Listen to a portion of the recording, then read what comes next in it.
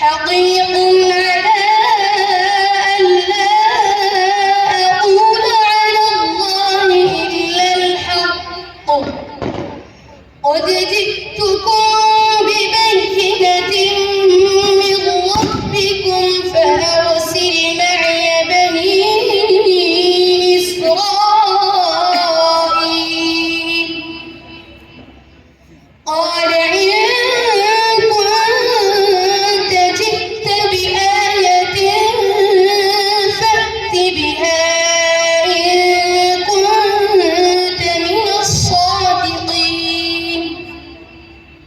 فألقى عصاه فإذا هي ثعبان مبين ونزع يده فإذا هي بيضاء للناظرين قال الملأ من قوم فرعون إن هذا لساحر عليم يريد أن يخرجكم من أرضكم فماذا تأمرون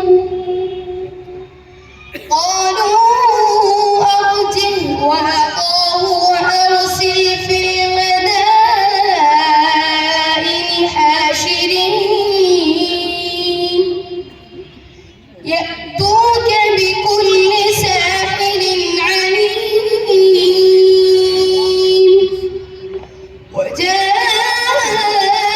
السحرة فرعون قالوا إن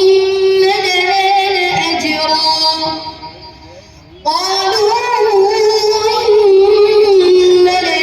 لأجرا إن كنا نحن الغالبين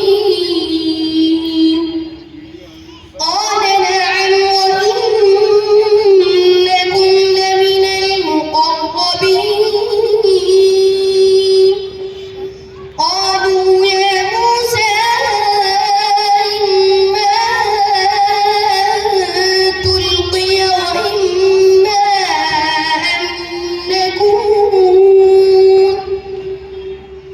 وإما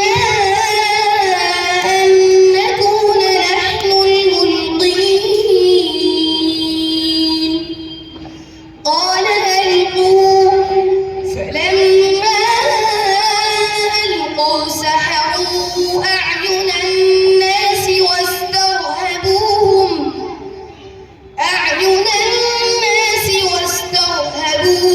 وجاءوا بسحر عظيم